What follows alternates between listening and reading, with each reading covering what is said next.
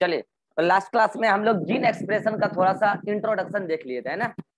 मैंने कहा था देखो भाई, जितना जरूरी जीन एक्सप्रेशन है उससे ज्यादा जरूरी है जीन एक्सप्रेशन का रेगुलेशन। जीन एक्सप्रेशन तो हमने पढ़ ही लिया, जो हमने क्रिक वाला कंसेप्ट पढ़ा, लेकिन उससे भी ज्यादा जरूरी है उसका रेगुलेशन, वो ज्यादा इंपॉर्टेंट है। अब देखिए, मैंने कहा रेगुलेशन का मतलब क्या। कई बार जीन को ऑन करना पड़ता है, मतलब तुम काम करो, कई बार ऑफ करना पड़ता है। किसी जिन को लाइफ के किसी पर्टिकुलर टाइमिंग में ही ऑन करना पड़ता है, और किसी जिन को लाइफ की पर्टिकुलर जगह पर ही काम करना पड़ता है, मतलब प्लेस का, ड्यूरेशन का, टाइमिंग का, इन सारी बातों का अंतर है जीन एक्सप्रेशन में, और यही रेगुलेशन है जीन के एक्सप्रेशन का। देखिए, जीन एक्सप्रेशन हम लोग बहुत ज्यादा स्टडी नहीं कर पाए हैं अभी। जो भी जानकारी है मोटा मोटी तौर पे हम बात करें तो प्रोकैरियोट्स के अंदर की जानकारी ज्यादा है हमारे पास। यूकैरियोट्स में बहुत ज्यादा जानकारी नहीं है, चल रहा है काम, बहुत स्कोप है उसमें, बहुत स्टडी करना बाकी। प्रोकैरियोट्स के बारे में इसलिए जल्दी से पढ़ लिए हम लोग, स्टडी पता कर लिए साइंटिस्ट लोग। प्रोकैरियोट छोटा सा ऑर्गेनिज्म होता है, इसमें बहुत ब्रॉड सेंस में जीन रेगुलेशन नहीं है। Otherwise gene regulation, gene expression regulation अपने आप में बहुत ब्रॉड टर्म है, बहुत बड़ा काम है ये। ठीक है, तो आज हम आपसे बात करेंगे प्रोकैरियोट्स के अंदर जीन रेगुलेशन कैसे होगा, जीन के एक्सप्रेशन का रेगुलेशन कैसे होगा। इस बात को समझाने के लिए 1961 में एक साइंटिस्ट आते हैं, दो साइंटिस्ट आते हैं। कब? 1961। और साइंटिस्ट का नाम वेरी इंपॉर्टेंट नाम था जैकब एंड मोनाइट। जैकब एंड मोनाइट, ये दो साइंटिस्ट हैं। इन दोनों ने पहली बार ऐसा बोला कि देखिए, इन लोगों ने बोला कि मैं जीन एक्सप्रेशन के रेगुलेशन से रिलेटेड एक मॉडल देना चाहता हूं, और उस मॉडल का नाम होगा ऑपेरॉन मॉडल। क्या नाम होगा? Operon model. समझना ध्यान से, तब समझ में आएगा आगे। Operon model. आज की पूरी लेक्चर, अभी जो मैं बोलूंगा अगले आधे घंटे बाद ये सारा कनेक्ट हो जाएगा, फिर जो बोलूंगा वो आगे कनेक्ट हो जाएगा, इसलिए कंसंट्रेट होकर सुनना, नहीं तो कुछ भी समझ में नहीं आएगा। बोला गया पीछे वाला हर वर्ड आगे वाले वर्ड से कनेक्टेड होगा, इसलिए ध्यान से रहना। जैकब मोनाइट ने एक ऑपेरॉन मॉडल दिया। बेसिकली ये ऑपेरॉन मॉडल में क्या कहना चाहते हैं, ये ऑपेरॉन वर्ड बेसिकली आया है ओपेरा से। और ओपेरा का मतलब पता है क्या होता है? ओपेरा का मतलब, ये एक वर्ड है, इस वर्ड का मतलब होता है म्यूजिकल ग्रुप, म्यूजिशियन ग्रुप। लेकिन म्यूजिशियन ग्रुप छोटा मोटा नहीं, लार्ज म्यूजिशियन ग्रुप, जिसमें कई सारे म्यूजिशियन रहते हैं, वो अलग अलग इंस्ट्रूमेंट्स लेके रहते हैं। देखिए, हम लोग छोटे म्यूजिशियन ग्रुप को बोलते हैं ऑर्केस्ट्रा, वो छोटा मोटा चलता फिरता म्यूजिशियन ग्रुप। लेकिन जो बड़ा म्यूजिशियन ग्रुप है वो शायद आप नहीं देखे होंगे, देखे भी होंगे तो वीडियोस वगैरह में देखे।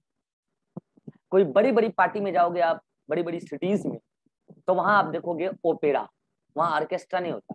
आपके शादी ब्याह में कौन आ जाता है? ऑर्केस्ट्रा आ जाता है, ओपेरा नहीं आता है। ओपेरा एक बड़ा ग्रुप होता है, उसके लिए आपको बहुत पहले से बुकिंग करना पड़ता है, बहुत बड़ा सिस्टम होता है। एक एक इंस्ट्रूमेंट बजाने वाले उसमें 30-30 40-40 आदमी होते हैं, 200-250 का बड़ा एक ग्रुप होता है उनके अंदर। और उन पूरे ग्रुप को रेगुलेट करता है कोई ऑपरेटर, ऑपरेट करता है। फिर उसमें अलग अलग लोग होते हैं, तो उसको बोलते हैं ओपेरा। तो इनके जैकब मोनाइट के मन में वहीं से वो वर्ड आया ओपेरा। बोला कि देखिए, कोई भी जीन है, मान लिया जाए यह एक जीन है, इधर देखिए, यह एक जीन है मान लिया जाए, डीएनए का सेगमेंट जीन होता है, और क्या जीन है, जिसको आप क्या बोलते हो? सिस्ट्रॉन। क्या बोलते हो आप? सिस्ट्रॉन। यह एक जीन है, और इस जीन को एक्सप्रेशन करना है, एक्सप्रेशन दिखाना है। मतलब क्या? आरएनए बना रहा है, आरएनए से प्रोटीन बनाना है, यही तो जीन एक्सप्रेशन है। तो बोले साहब नहीं, ये जीन अकेले एक्सप्रेशन नहीं दिखाता, इसको रेगुलेट करने के लिए, मतलब इसके फंक्शन को रेगुलेट करने के लिए साइड में और भी कई सारे जीन लगे होते हैं। इसके जस्ट बगल में एक और जीन होता है, छोटा सा जीन, जो एमआरएनए तो नहीं बनाएगा, प्रोटीन तो नहीं बनाएगा, लेकिन इस पूरे जीन को ऑपरेट करेगा, इस पूरे जीन के फंक्शन को ऑन ऑफ करने के काम में आएगा। इसको बोला ऑपरेटर जीन। ऑपरेटर जीन तो एक स्विच है, लेकिन उसके बगल में एक पर्टिकुलर ऐसा जीन है जिसके बाइंडिंग से डिसाइड होगा कि स्विच ऑन होगा कि ऑफ होगा, और वो gene regulator gene, sorry promoter gene, वो जीन प्रमोटर जीन। क्या इससे दूर बैठा एक और जीन है, इससे दूर बैठा एक और जीन है, और ये जीन है रेगुलेटर जीन। बेसिकली ये सभी मिलके रेगुलेटर, प्रमोटर, स्ट्रक्चरल, ये सब मिलके इस सिस्टोन को बोल रहे हैं कि या तो काम करो या तो नहीं करो। काम सिस्टोन को करना है, पढ़ाई आपको करना है। हम तो आपको बोल ही सकते हैं, गार्जियन भी आपको बोल ही सकते हैं, अदर लोग आपको हेल्प कर सकते हैं। पढ़ना तो आपको, पढ़ना तो आपको भाई। ऐसे सिस्टोन का हाल है। सिस्टोन को कहते हैं स्ट्रक्चरल जीन, सिस्टोन ही है स्ट्रक्चरल जीन। अच्छा, सिस्टोन की संख्या एक भी हो सकती है और एक से अधिक भी हो सकती है। जैसे मान लो यहां से यहां तक एक सिस्टोन खत्म हो गया, हो सकता है फिर कंटिन्यूटी में एक सिस्टोन और हो। प्रोकैरियोट में होता है ना सिस्टोन कंटिन्यूअस मैनर में, प्रोकैरियोट में पढ़ रहे हो आप, पता है ना। तो सिस्टोन की जनसंख्या मतलब स्ट्रक्चरल जीन की नंबर एक भी हो सकती है और एक से अधिक भी हो सकती है। लेकिन रेगुलर ऑपरेटर जीन एक ही होगा, प्रमोटर जीन एक होगा और रेगुलेटर जीन एक होगा। मतलब आप ये देखो कि एक पर्टिकुलर जीन को काम करना है, किसको भाई, इसको, चाहे एक सिस्टोन हो या एक से अधिक सिस्टोन। लेकिन इन सब के लिए अलग से कुछ डिपार्टमेंट्स बना के रखे हुए। ऑपरेटर जीन मतलब कि ये जो सिस्टोन है उसके जस्ट बगल में कौन है, ऑपरेटर जीन। उसके जस्ट बगल में कौन है, प्रमोटर जीन। और उसके जस्ट बगल में कौन है, रेगुलेटर जीन। अब कुछ बच्चे जो ट्रांसक्रिप्शन पढ़े हैं उनको कुछ बात दिमाग में आ रहा होगा, सर उस टाइम तो आप सिस्टोन के जस्ट बगल में प्रमोटर बताते थे, याद आ रहा है।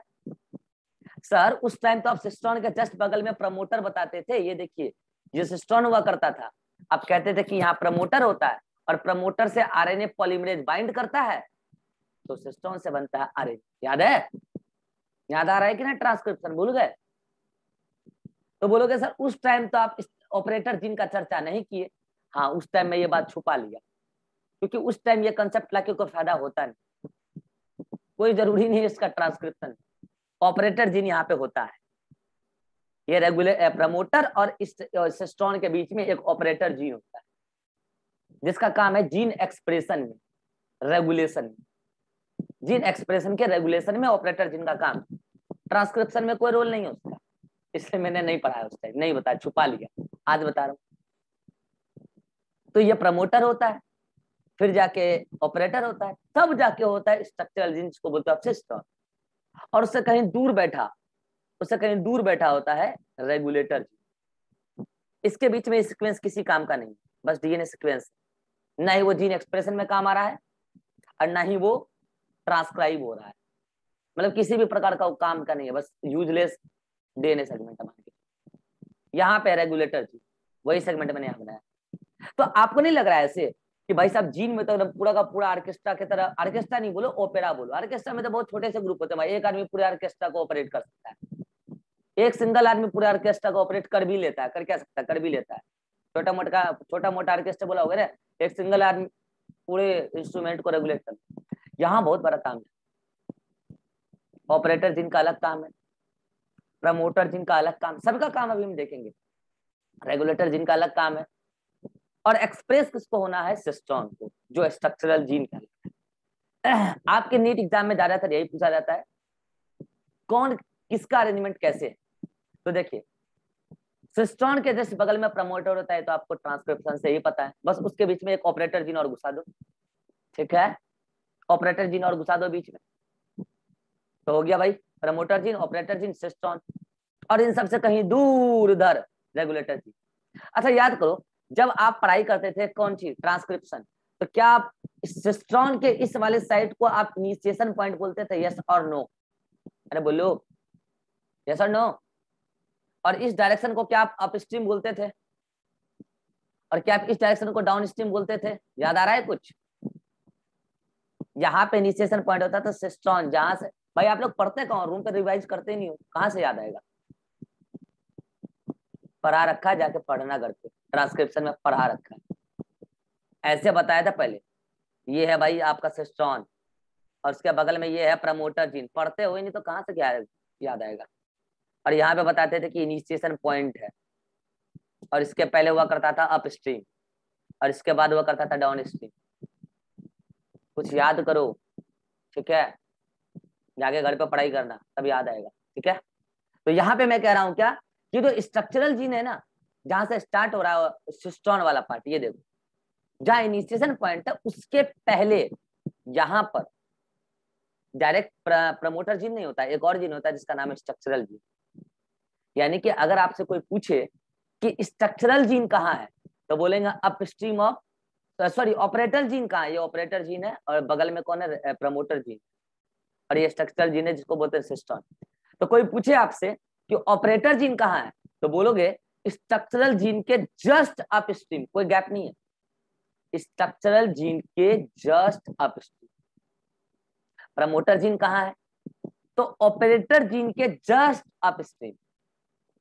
रेगुलेटर जीन कहाँ है, प्रमोटर जीन के थोड़ा गैप के बाद अपस्ट्रीम में। यहां तक कितना को समझ में आया ये अरेंजमेंट, ये अपस्ट्रीम डाउन स्ट्रीम, ये सारी बात मैं पहले कर चुका हूं, जो क्लास रेगुलरली कर रहा है उसी को समझ में आएगा। ठीक है, रिवाइज कीजिए घर पे जाके। ये है 4 टाइप के जीन, ऐसा किसी ने बोला जैकब एंड मोनाड, और उन्होंने इसी मॉडल को, ये जो आप स्ट्रक्चर देख रहे हैं, इसी मॉडल को बोला ऑपेरॉन मॉडल। उन्होंने बोला ऑपेरॉन मॉडल में टोटल 4 प्रकार के जीन होते हैं, ये नाम आपको पूछे जाएंगे।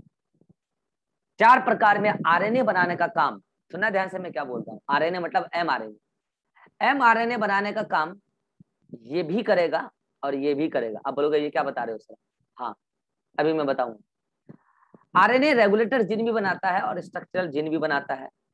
ये किसी प्रकार का कोई आरएनए नहीं बनाता और ये भी किसी प्रकार का कोई आरएनए नहीं बनाता। ये बनाता है छोटा सा आरएनए एमआरएनए, ये बनाता है बड़ा सा आरएनए पॉलीसिस्टोनिक एमआरएनए होता है, क्योंकि यहाँ पे सिस्टोन लगातार है, सिस्टोन लगातार होते हैं प्रोकैरियोट्स में, तो पॉलीसिस्टोनिक एमआरएनए बन जाएगा, और यहाँ पे छोटा सा एमआरएनए बनेगा। इससे कोई खास प्रकार का प्रोटीन बनेगा, और इससे भी कोई खास प्रकार का प्रोटीन बनेगा, और इससे फिर कोई एंजाइम बन जाएगा। ये सारी बातें होती है ओपेरॉन मॉडल में। ये सब बात किया जैकब मोनाड ने, मतलब उन्होंने जीन वाले पार्ट को, जो जीन होता है, उन्होंने बोला जीन अकेले नहीं, जो जीन होता है उसको रेगुलेट करने के लिए अलग अलग चीजें होती है, ऑपरेटर प्रमोटर रेगुलेटर जीन। अच्छा, इस प्रमोटर जीन में भी एक और खास साइट होता है जिसकी जिक्र हम करेंगे आगे, यहाँ पे याद रखो, भी फिलहाल के लिए कल बताएंगे। इस साइट को कहते हैं कैप साइट, कल बताएंगे, इसकी चर्चा कल करेंगे। कैप साइट, अगर अभी ये याद नहीं भी रहे तो भूल जाओ। ऑपरेटर जीन के जस्ट बगल में प्रमोटर में ही होता है कैप साइट। ये है भाई साहब आपका ऑपेरॉन मॉडल। अब जैकब मोनाड ने क्या बोला कि अगर हम मेटाबॉलिज्म के बेसिस पर स्टडी करें जीन रेगुलेशन के मैकेनिज्म को, जीन एक्सप्रेशन के रेगुलेशन के मैकेनिज्म को, तो हमें 2 टाइप का रेगुलेशन मिलता है। कुछ जीन ऐसे हैं जो हमेशा ही ऑफ है, जरूरत पड़ने पे ऑन किए जाएंगे, मतलब वो कैटाबॉलिज्म में भाग लेने वाले जीन है, उसको जरूरत पड़ने पे इंड्यूस किया जाएगा, मतलब इंड्यूसिबल जीन का इंडक्शन मैकेनिज्म। और कुछ जीन ऐसे हैं जो लगातार काम कर रहे हैं, वो एनाबॉलिज्म वाले जीन, जरूरत पड़ने पे उसको इनहिबिट करना है, रिप्रेस करना है, मतलब रिप्रेसिबल जीन का रिप्रेशन मैकेनिज्म। और इन्होंने बोला कि इसी बिहाफ पर जीन के रेगुलेशन का 2 सेगमेंट में पढ़ाऊंगा, और एक होगा आपका इंडक्शन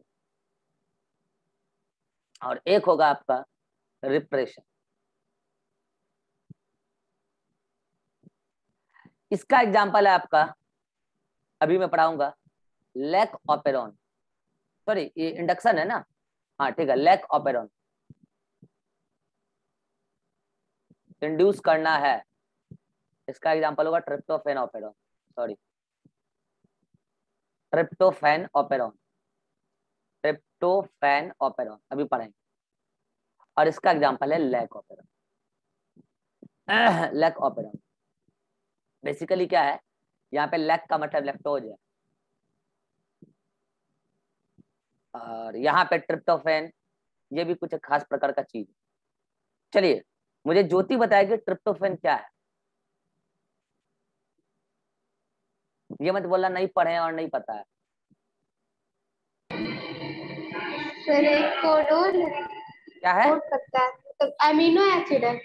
हाँ ये एक अमीनो एसिड है। चलो रीवा बताएगी लैक्टोज, क्या है एक प्रकार का? लैक्टोज शुगर है। शुगर कैसा? मोनोसैकेराइड, डाइसैकेराइड, पॉलीसैकेराइड, क्या मोनोसैकेराइड, क्या क्या? Disaccharide, sorry, disaccharide. डाइसैकेराइड। इसका यूनिट? माल्टोज नहीं, ग्लाइकोज और ग्लूकोज और ग्लैक्टोज। Glucose plus galactose. चलो माइक बंद बेटा करो। वर्क और लिंकेज। हाँ ठीक है। तो ये है भाई साहब। तो यहाँ पे ट्रिप्टोफेन ऑपेरॉन को कई बार ट्रिप ऑपेरॉन भी कहते हैं। ये ओपेन नहीं है भाई, ऑपेरॉन है। कई बार इसको ट्राई ऑपेरॉन भी कह देते हैं, शॉर्ट। और ये लैक ऑपेरॉन। हम दोनों ही ऑपेरॉन पढ़ेंगे। आपके एनसीईआरटी में केवल इसका जिक्र है, इसका जिक्र नहीं। लेकिन भाई जब हम ऑपेरॉन मॉडल पढ़ रहे हैं तो हम क्यों ना दोनों ही पढ़े, इंडक्शन भी पढ़े और रिप्रेशन भी पढ़े। अब समझना मेरी बात, आपको नाम से पता चल रहा होगा। एक बार बताओ, मैंने क्या बोला कि ये इंडक्शन ऑपेरॉन मतलब इंड्यूसिबल ऑपेरॉन है। यहाँ पे इंडक्शन होगा, यानी कि देखिए, एक मिनट रुकता हो यार। इंडक्शन का मतलब क्या? इंड्यूसिबल, जिसको इंड्यूस किया जा सके, जनरली बंद रहेगा। ठीक है, मैंने उल्टा बोल दिया यार, रुको। ये है रिप्रेसिबल।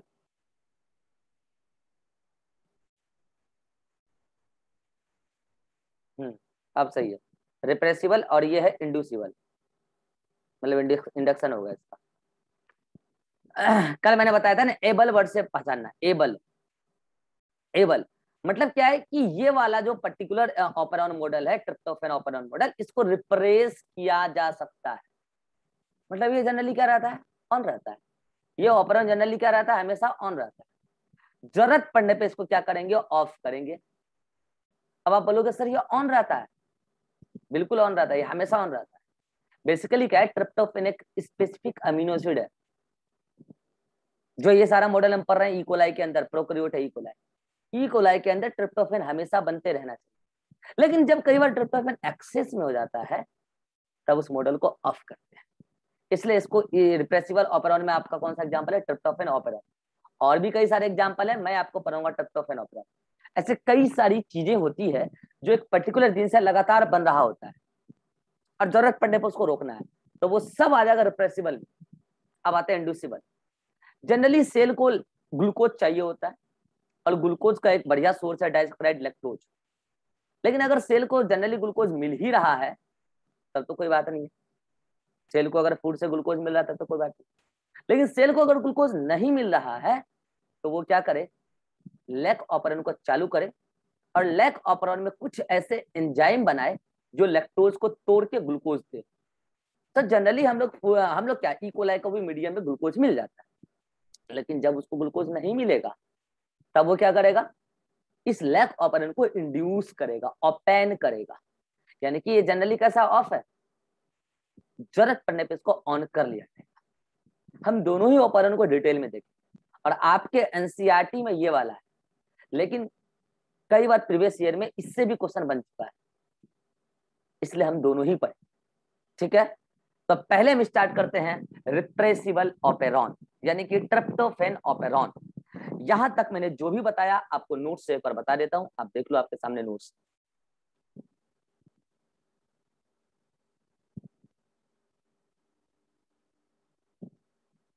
ये देखो, mechanism of gene regulation. Prokaryote के लिए यही बात करेंगे हम। पहली बार दिया था जैकब मोनाइड ने, ई कोलाई पे काम किया। मैं बोल रहा हूँ बार बार, प्रोकैरियोट ई कोलाई ही ज्यादातर स्टडी किया गया ऑर्गेनिज्म है। ई कोलाई 1961 में ये मॉडल दिया गया था, उन्होंने ऑपेरॉन मॉडल दिया था। ठीक है, ऑपेरॉन मॉडल क्या है? DNA segment which act as gene regulating unit. Gene को रेगुलेट करने वाला पूरा का पूरा एक यूनिट है, जिसमें 4 टाइप के जीन होते हैं: structural gene, operator gene, promoter gene और रेगुलेटर जीन। स्ट्रक्चरल जीन एक भी हो सकते हैं, एक से अधिक भी हो सकते हैं। ठीक है, ये रहा पर। अच्छा, इसमें ध्यान रखिएगा, each structural gene of an operon called as cistron. Structural gene को ही सिस्ट्रॉन कहते हैं, जो एक भी हो सकता है, एक से अधिक भी। प्रोकैरियोट्स में एक से अधिक हो सकता है। ठीक है, इसके बाद आगे आइए। ये देखिए, 2 types of operon: inducible operon, lactose operon, short में lac operon. Repressible operon, tryptophan. ठीक है, अब समझिएगा ध्यान से। हम लोग पहले क्या करेंगे, ट्रिप्टोफैन ऑपरेरन पढ़ लेते हैं, छोटा सा है, ठीक है। उसके बाद हम पढ़ते हैं लैक ऑपरेरन, लेकिन इस मीटिंग में लेंगे अगर वो पूरा का पूरा मैकेनिज्म तो समझ में आएगा नहीं, इसलिए अगले मीटिंग में। आइए अगले मीटिंग में लेते हैं ट्रिप्टोफैन ऑपरेरन। यहाँ तक अगर कोई डाउट है अभी ही पूछ लीजिए, और अगर अभी नहीं क्लियर होगा तो आगे कुछ समझ में नहीं आएगा, इसलिए अभी ही पूछ लीजिए। स्क्रीनशॉट लेना है वो भी ले लीजिए। Atiq any doubt?